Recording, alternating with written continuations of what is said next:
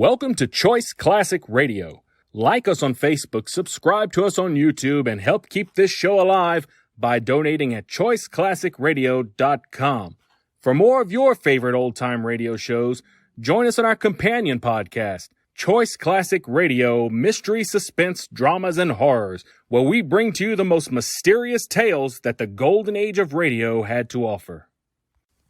And now, with 116 episodes made, broadcasting from 1949 to 1953, we bring to you Richard Diamond, Private Detective.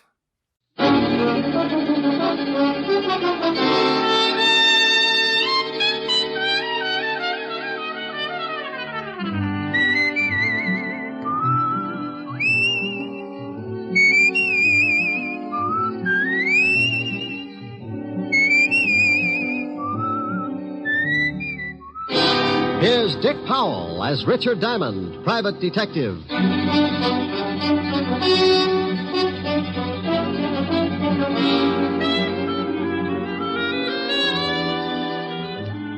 Hello there. This is Diamond. Hey, what about this heat? I can think of a lot of times I've been uncomfortable, but this runs itself right up to the top of my list. But the only thing good I can say about it, get your laundry dry in a hurry. I usually wash a few things out in my office because the soap's free. Come to think of it, I was scrubbing a pile of things the day we had that big wind. 97 degrees in New York, and we get a tornado to cool us off. I had so much dust in my office, I could have supplied mud pies to the whole neighborhood.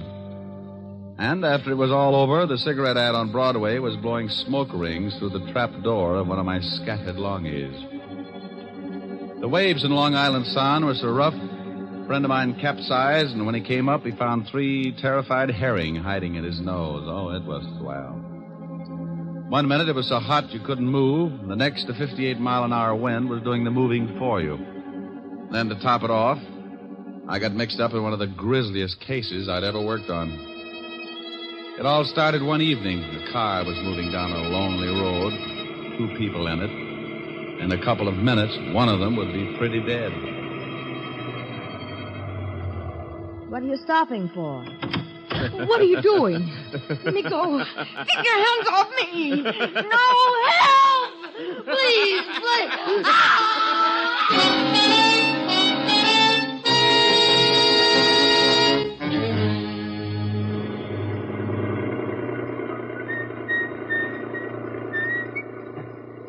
Hey, Ed.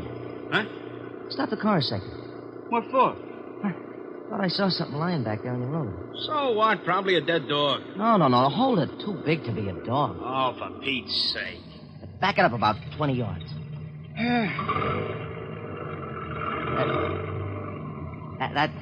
That's good. Okay, where is it? Right over there. Yeah. Hey, come on. Hey?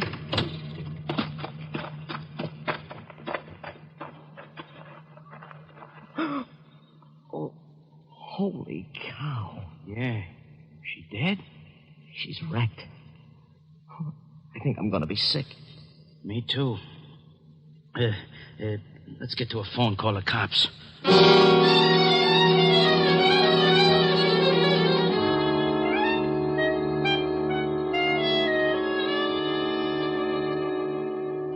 Knit one, purl one. Knit one, purl one. Ah, there, you little fiend. Now, what does it say about the heel? Mm-hmm. Turn the heel. Oh, I dropped a stitch. Now I gotta go back and pick it up again. Yeah? Rick, what's the matter? Oh, Miss Asher? You and your bright ideas. What did I do? You did plenty. I'm a nervous wreck. What from? You remember you said I ought to take up something to keep me busy in the office? Yes. You remember you mentioned knitting? Oh, no. Oh, yes. I've dropped more stitches than a cross-eyed surgeon. You idiot. I was only fooling. Well, I wasn't. I did it up right. Book of directions, enough yarn to wrap up King Tut and all his handmaidens, and 2 of the finest bone needles and gimbals. Now, don't laugh. I was making Francis a pair of screaming argyles. Keep with it, Strongheart. You'll win out. Yeah, you darn right. Oh, what I said. Darn. Get it? Helen, are you still there? Yes, Rick. Wasn't funny? No. Okay, come on over. Let's neck. Yes, Rick. Shame on you. Yes, Rick. Is that all you can say? I love you. And I'll see you about 8. Oh. You don't sound very happy. Well, that's such a long way off. Give you time to make plans. Bye. Bye. Now, let's see. I got to take out 1, 2, 3, 5 rows. Yeah, what is it? Rick, Oh, how are you, Walt? very unhappy. You should see me. I got to take out 5 whole rows just to pick up 1 lousy stitch. What? Oh, forget it. What are you unhappy about? I'll tell you about it when you get down here. The 5th precinct's 20 blocks. Can't you give it to me over the pipe? I wouldn't ask you if it wasn't important, and I'd rather not say anything over the phone. Okay. Stop making like Portia facing life. I'll be down as soon as I finish this heel. Heel. Yes, if you must know, I've taken up knitting. Coming from you, I am unmoved. I don't care if you're building Sergeant Otis a fur-lined money belt. Get down here as fast as you can. All right, Walt. But you'll be sorry when it starts getting cold again, and I won't knit you a sweater to cover your little old blue stomach. Oh. Bye, Walt. Getting Walt's goat was a sport with me, and whether he'd admit it or not, he got a kick out of it, too. Sometimes I wouldn't stay on the rib as long as I usually do, but that was only because Walt always starts sounding just a little bit worried. Then I know it's time to lay off and get serious. Don't misunderstand me. I never lay off entirely, and I never get completely serious. Those are 2 habits that don't help find the solution any quicker. They just fit you with a mess of ulcers, and you still end up too worried and too serious. I closed my office and headed for Walt's precinct. When I walked in, I spotted Sergeant Otis leaning back in his chair with his number 12s resting on the desk. Hello, Otis. Well, how's the big private detective today? Just fine, Otis. And how is the flash of the 5th precinct? Don't you worry about me, Diamond. I'll get along. Better go on in and see the lieutenant. He wants to see you. Hey, what's it about, Diamond? You need someone to help you from the police force? You know, Sergeant, you've got a fine head on your shoulders. Well, I'm glad you noticed. The one under your arm isn't so bad either. Hello, Walt. Rick, why don't you leave that poor guy alone? After you leave, he comes running in here and cries all over my desk. Otis? He wouldn't shed a tear if he was standing in an onion warehouse watching his grandmother set fire to herself. Yeah, well, give him a rest for a while. I got a big problem I want to talk to you about. All right, Walt. What's on your mind? Well, I don't know quite how to give it to you. It isn't strictly kosher for the police force to go around asking for help. Now, wait a minute. I don't want any apology routine. If you want a favor, you came to the right boy, and you know that goes without saying. Yeah, I guess I do. But this is a pretty big favor, Rick. The commissioner's on my back. So is everyone else that's got anything to do with this city's government. Sounds rough. What did they do? Find out you were hiding a chimpanzee in a cop's uniform and calling him Sergeant Otis? Oh, now be serious for a second, Rick. Sure, if you'll get to the point. All right. I guess you've been reading about these homicides we've been having for the past 3 weeks. Yeah, pretty messy. Well, the powers that be say salve them or turn in my badge. Oh, well, now, wait a minute. Don't they know that this is the toughest kind of a killing? The killer's obviously got a lot of screws loose, and a maniac doesn't need a motive to kill. Don't those swivel chair bigwigs know that a crime without motive is the toughest job in the world to crack? Sure, they know all that, but the public and the press is yelling its head up, so the pressure is on. Well, what do you want me for? You've got one of the best departments in the state. When you were on the force, it was the best department in the state. Now you stop that. Then stop twisting my arm. What do you want? I want help. I've got to crack this case by next week, or I'm out of my ear. You're the best detective we had on the force, and you're the best private gumshoe in the city. Oh, that's better. Now, what about these killings? Each time they find some dame looking like the last of a hamburger sale. Oh, excuse me a minute, Rick. Yeah? Lieutenant? No, Jack the Ripper. What do you want, Mallet Head? We just got a report from a guy out in the River Road. Another one of them butcher killings. What? Yeah, some dame all hacked up and lying beside the road. Okay, get the car out. I'll meet you downstairs.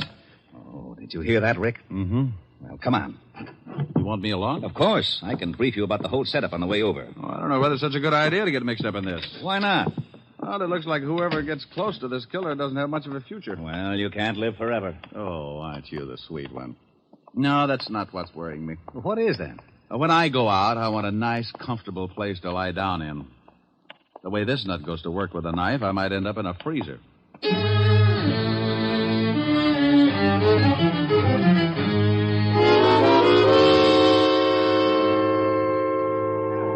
All right. Everybody's back. Go on through, Lieutenant. Show him your biceps, Otis. How did all these people get out here? This is 10 miles from anything. Someone must have heard me call the police. When I left the phone booth, the whole crowd followed me out here. Who are you? My name's Ed Cody. Me and my friend here found the body. Where is it? Right over here, Walt. Oh, how does it look? The way you thought it would. Oh, Otis. Yeah, Lieutenant. Yeah. Here's your bicarb. Now you see what I'm up against, Rick. Pardon me. This is the third killing like this in 3 weeks. Oh, I don't feel too good. Let's walk over this way. Yeah. Cody, you and your friend come along. We want to ask some questions. Yeah, okay. Yeah. Well, whoever the guy is that's pulling these murders is a complete lunatic. Now, do y'all like that, Walt? You should have seen the last one. How'd you guys happen to spot the body? Oh, well, I saw it first, and I told Ed here. Yeah. We were just driving along when Max spotted something lying beside the road. I backed her up, and we got out. I saw what it was. I left Mac here, went back to town to call you. What's your full name, Mac? McCarthy, John McCarthy. Okay. What are you doing, Rick? Looking at the road. Hey, that's your car up there, Cody? It's Max. I was just driving. You went ahead how far? Oh, I'd say about 20 yards. Then we backed up and left the car where you see it now. You won't find much even if the road is soft. Their car and any other car would have blocked out the killer's tracks. Maybe he didn't use a car. Maybe he walked her out this way and then killed her. No, this place is 10 miles from anything. He drove, all right. This crowd has ruined any footprints for sure. Oh, here come the boys. Come on, Rick. As soon as they start examining things, we can get back to the station. Yeah, I want to go through the whole file on the last 2 killings. You won't find much. Well, a change of reading never hurts anyone. I'm getting tired of reading those dime novels. Too bloody.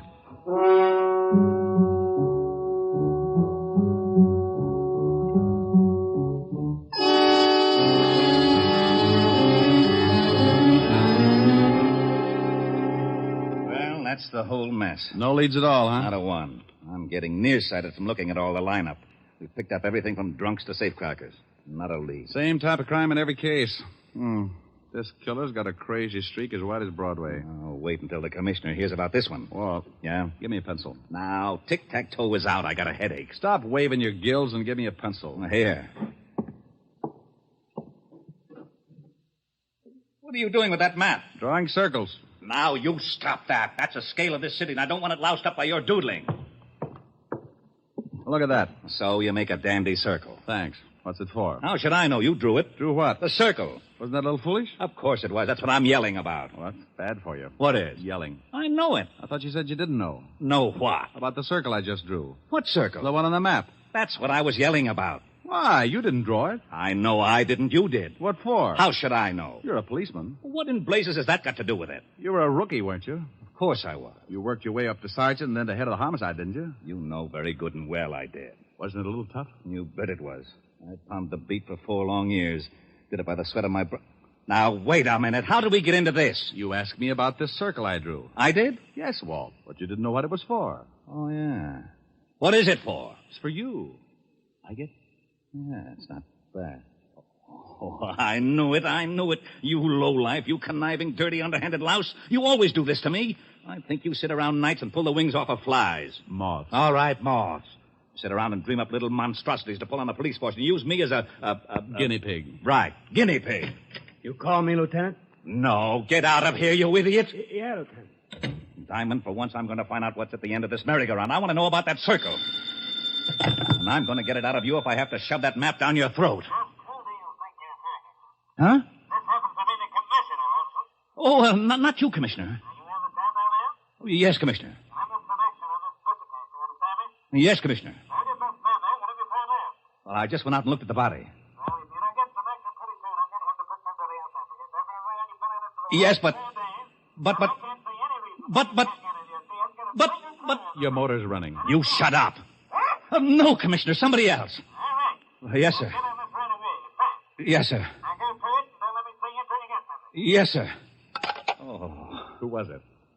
I am not talking to you. Don't you want to know about the circle? No. Fine. When I was looking over the reports on the killings, I noticed something. You don't say. Say what? Okay, if you don't want to play, be a sorehead all your life. Well, I noticed that all of the killings, including the one we looked at this afternoon, were within at least 10 miles of each other.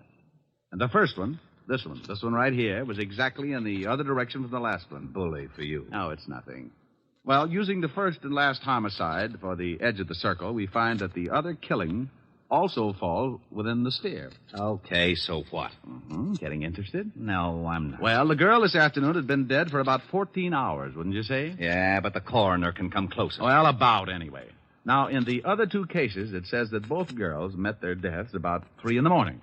Now, if the last one was dead 14 hours, she comes close to that time, too. Okay. What does that prove? Not a thing, but it's something to go on. This is a wild one, Walt. But let's say that our killer started off with his victim somewhere within that circle. To drive 5 miles, half the distance of the circle, it would take him, about... 15 minutes. Okay, 15 minutes. Now, that means he left his starting point around 2:45. Now, that's a funny hour to be so consistent. You're right. Bars close at 2. 45 minutes to talk a dame into a ride? Might be. Oh, I'll be darned. I may be all wet. The killer probably started from somewhere outside the circle, but we can start by eliminating the idea of the night spots anyway. Yeah, Lieutenant? Checking all the night spots from... 45th Street and Broadway, the center of the circle. From 45th Street and Broadway for 10 miles in every direction. Yeah, Lieutenant. That means cafes, bars, bowling alleys, anything that stays open till 2 or after, and step on it. I hope we're right. So do I. I don't like walking on eggs. Then sit down. Who knows? You might hatch something. Walt found out the name of the last victim, and the family supplied us with a picture. Her name was Martha Kirk, and her family knew nothing of her whereabouts the night of the murder.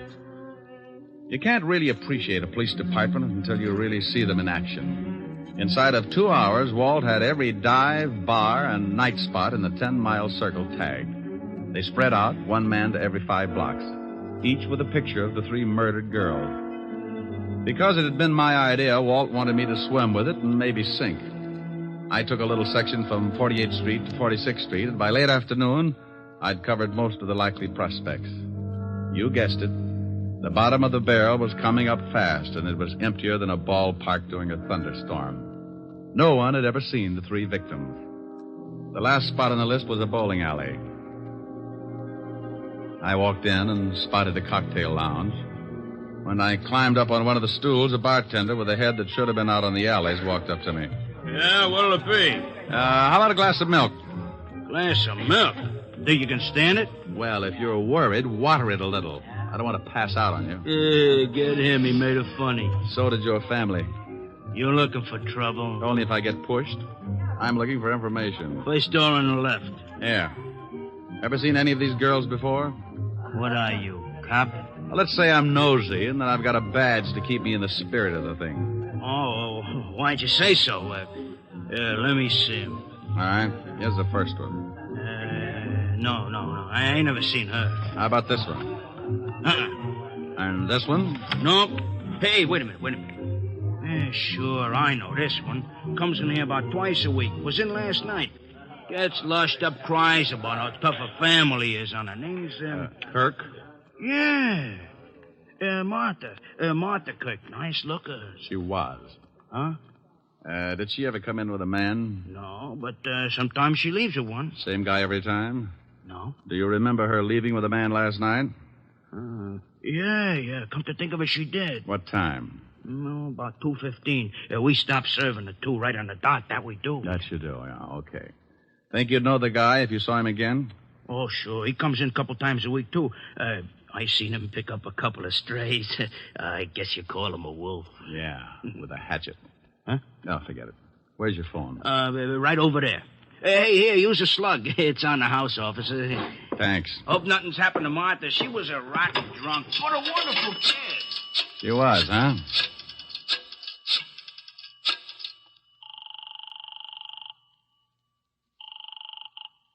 Fifth Precinct, Sergeant Otis. Otis, let me speak to the lieutenant, and if you crack just once, I'll come over there and shove your head so far down you'd have to untie your shoelaces to cough. Okay, Diamond. You don't have to get nasty. Lieutenant Levinson. You can forget about retiring, Walt. You got something? Yeah, looks like. What did your boys turn up? Nothing yet. What is it, Rick? Don't play games now. Get over to 47th and 9th, the bowling alley in the middle of the block. I'm in the bar. Want me to bring the boys? No. This is one we've got to play quietly. I don't want to scare our ghoul off. I'll be right down. Hey, what about that milk? Huh? Oh, yeah, coming up. Hey, is there going to be a pinch? There is, Buster. There certainly is.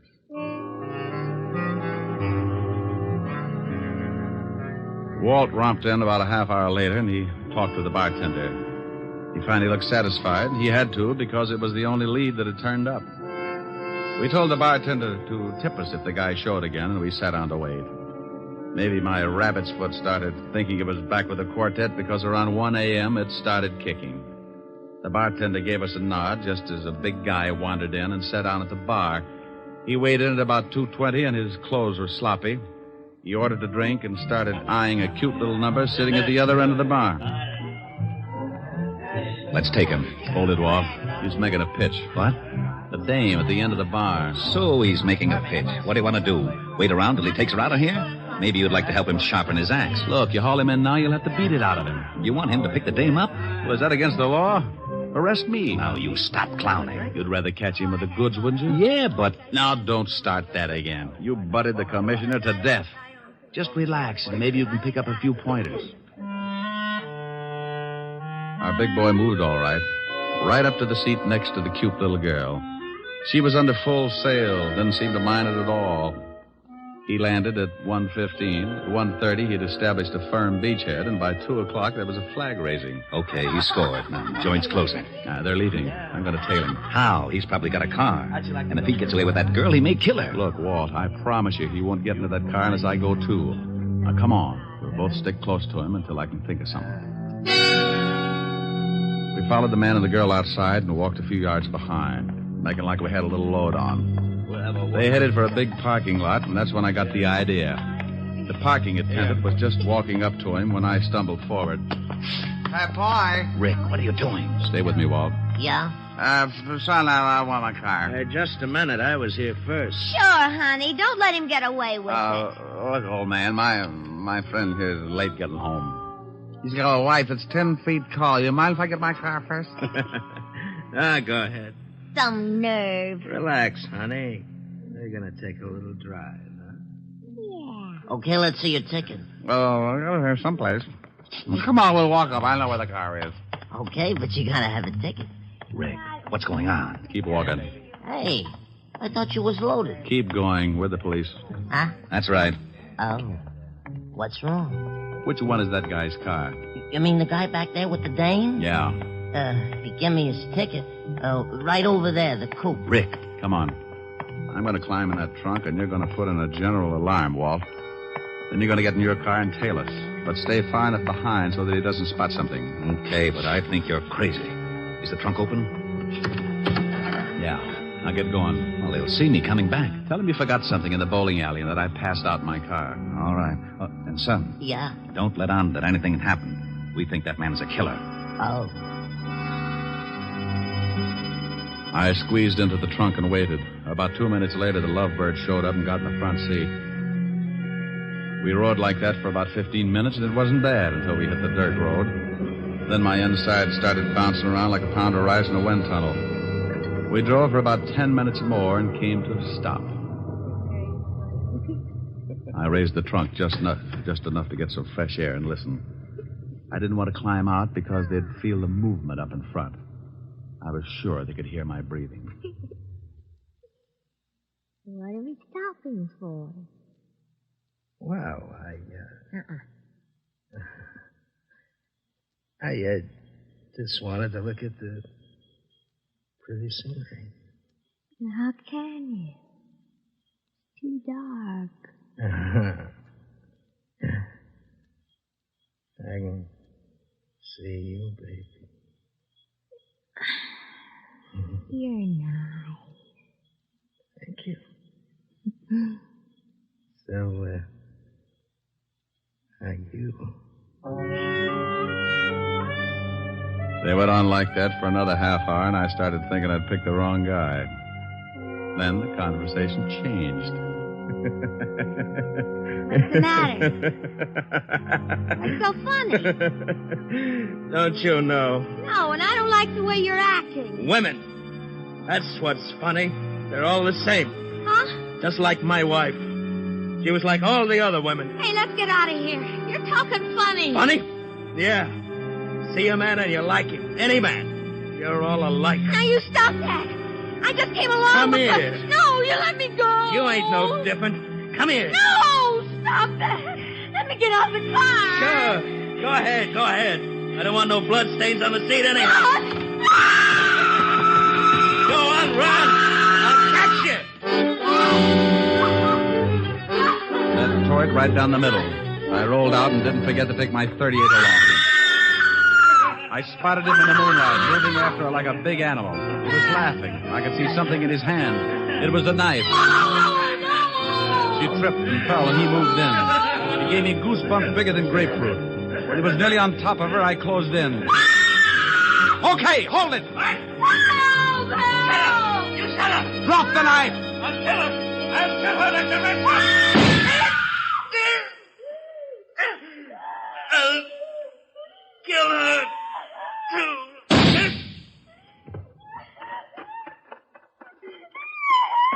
You all right, honey? No. Just take it easy. Take it easy. It's all over. I'm so glad you got here. Come on now. Let's get back to the car. Easy.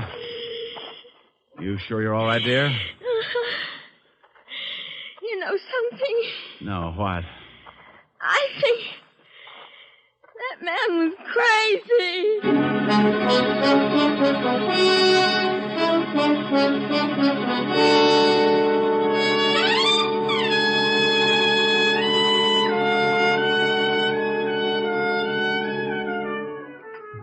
Well, Walt finally got there, and we sent the girl home. The wagon came and cleaned up things. I found out later that Walt was blessed by the commissioner, and I got an assist. I needed calming down, so I stopped off at 975 Park Avenue, the home of the best remedy for bruised nerves I knew of. Oh, good evening, sir. Good evening, Francis. Is Miss Asher in? Yes, sir. She's in the study, knitting. Knitting? Knitting. Thank you, Francis. One, pearl, two. Next one, pearl, two. That's like taking stupid pills. Rick. Hello, baby. Oh, look what I've gotten into. I'm a nervous wreck. Oh, that'll teach you. What are you building? Well, it was going to be a surprise for you. Oh, a whole suit. Oh, silly. Ricky, Yeah? I need relaxing. You need relaxing. Oh, swell. Ricky, come here. I know just the thing. No, come over here. There's an old spinning wheel in the parlor, spinning dreams of a long, long ago. Ricky! What's the matter, dear? What about this? Cruising down the river on a Sunday afternoon. Ricky. With one you love, the sun above, waiting for the moon. Ricky. The old accordion playing. Ricky. A sentimental tune. Rick! Oh, honey, what's the matter? You can sing later. Oh. Please. What is it, really, baby? Come here. Oh, you know something? What? I may never sing again. Okay.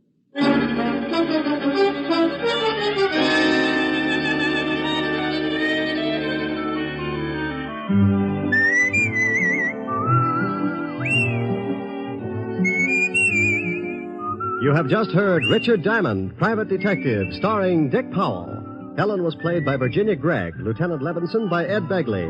Also in our cast were Wilms Herbert, Bill Conrad, Lorene Tuttle, Jack Crucian, and Sidney Miller. Music was under the direction of Frank Worth. Richard Diamond is written by Blake Edwards and directed by William P. Rousseau. Dick Powell will next be seen in the motion picture Mrs. Mike, based on the best-selling novel Mrs. Mike. Now, this is Eddie King inviting you to be with us again at the same time next week when we will again bring you Dick Powell as Richard Diamond, Private Detective.